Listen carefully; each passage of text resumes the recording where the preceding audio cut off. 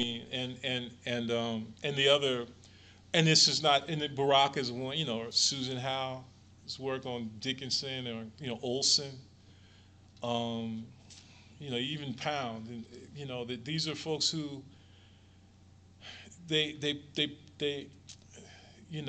they were never interested, I think, in subordinating the musicality of sentences, right, to meaning, and um, and for me that always meant that it opened up a space where I felt like it allowed me to talk about a distinction that I was always interested in, or that I have been interested in, between meaning and content, which basically makes it possible for me to try to talk about music in a certain way, but also to talk about certain sounds that usually don't get the honorific of music placed upon them. You know, um, so the distinction between meaning and content that a certain kind of critical writing kind of instantiates makes it possible for me to talk about James Brown's grunts in a way that ordinarily I wouldn't be able to talk about from within, the confines of a certain kind of normative, critical sort of structure.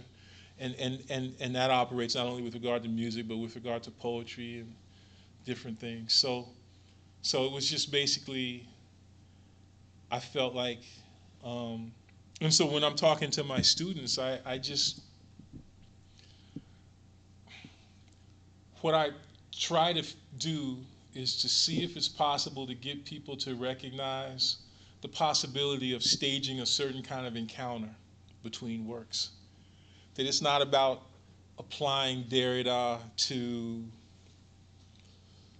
Andy Warhol or something like that. That what's really important, what's at stake, is what happens in the encounter between these texts. And what's at stake is to recognize that, to see if it's possible to discern the critical and theoretical content in Warhol's work, and to see if it's possible to discern the poetic form and structure in Derrida's work, and then to see what happens when you place those things on sort of on stage together. So I mean, I often think about it as a kind of staging. And what happens is something gets thrown off. You see, something happens. Some new kinds of possibilities for thought can emerge in those encounters. And but I think that, yeah, that's.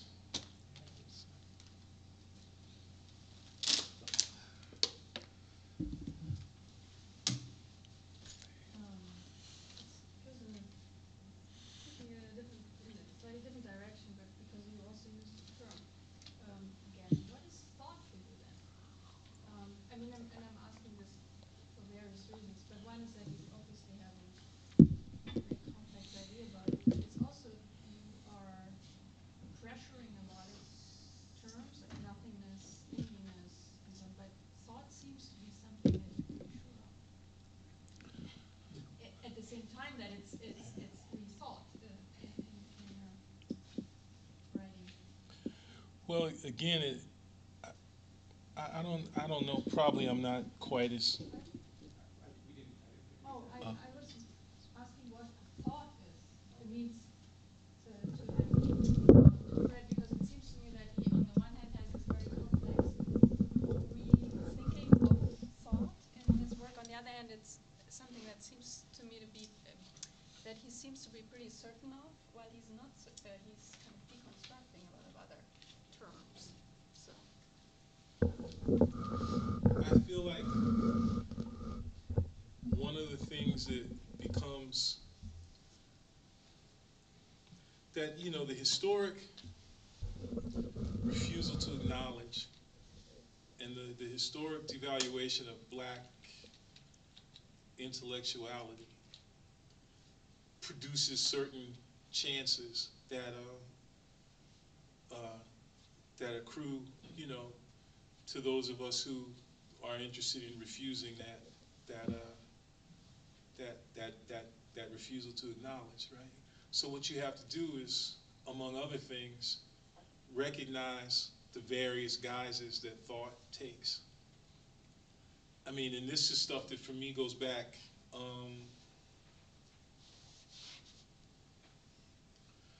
to just ways of thinking about the ways of thinking about an intellect that manifests itself, for instance, in the way that people use their hands or position their bodies, among other things. That was just part of the sort of, I don't know what you want to call it, vernacular air that I grew up in. But and it's manifests itself in a bunch of different ways for a bunch of different folks.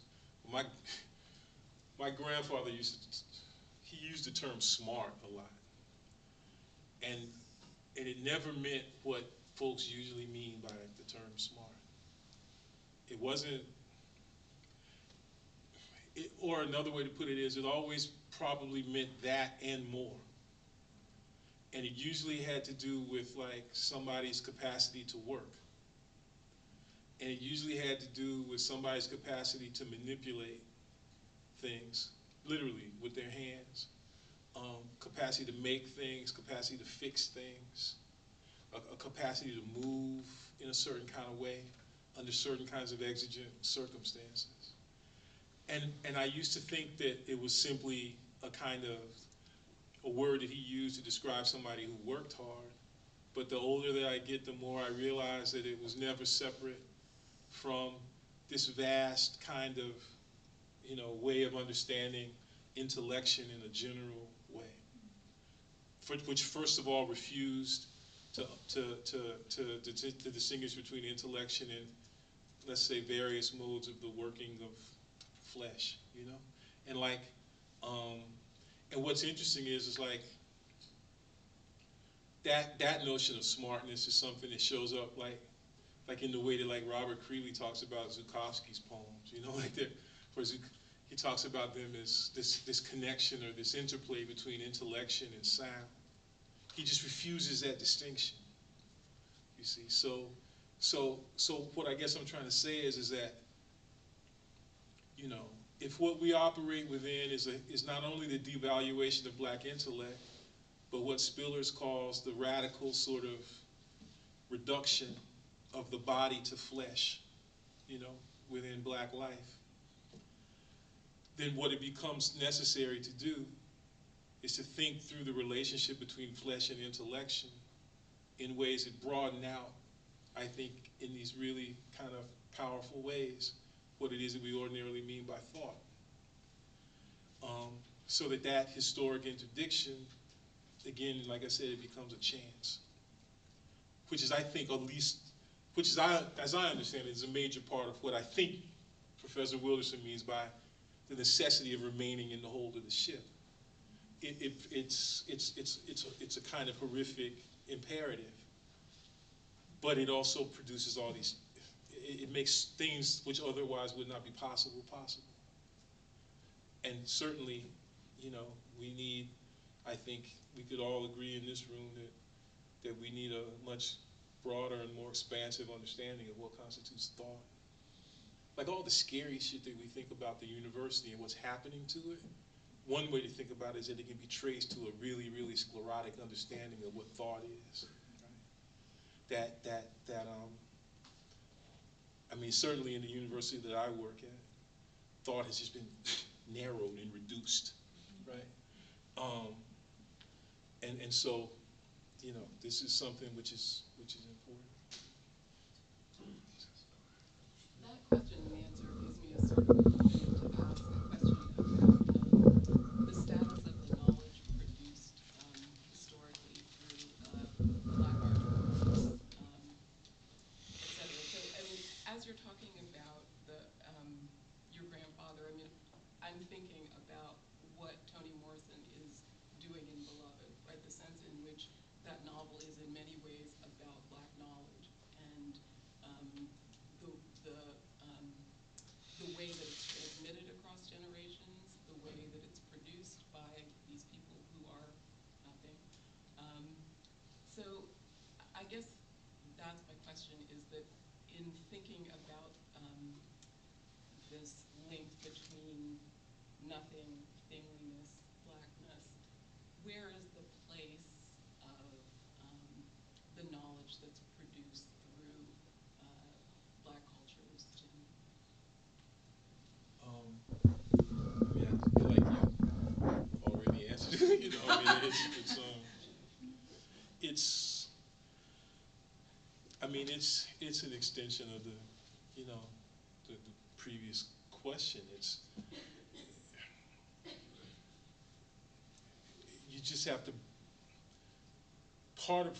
There is an epistemological element to this, right? Where, in other words, it's not just that there are alternative forms of knowledge which are produced, alternative forms of study, which we could align with sound, you know, and a broader conception of the senses and how knowledge relates to the sensual registers, um, including touch and smell and, you know, not just sound, not just visual, but also what all of these, let's say you could call them occult forms of knowledge, operate in such a way as to produce the necessity for a theory of knowledge, a new theory of knowledge, a new kind of an epistemological eruption or assertion that precisely gives us another way of thinking about knowledge and another way of thinking about thought and study.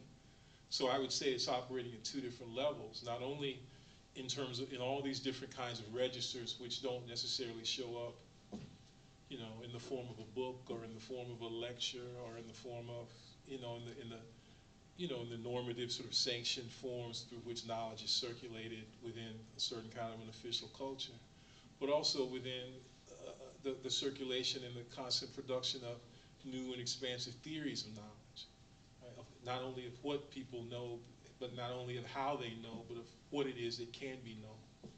You know? So, I mean, I don't hesitate to call it philosophical. I just hesitate because I think that it is philosophical. I just don't want anybody to think that I'm trying to ennoble it by calling it philosophical. You see? I mean, it's, you know, philosophy is ennobled by me calling it philosophy. You see? But yeah, these are, and this is what we, I mean, I feel like this is what we study. That's what black study, not black studies, you know, that's what black study is this continual production, I guess you could say, of knowledge.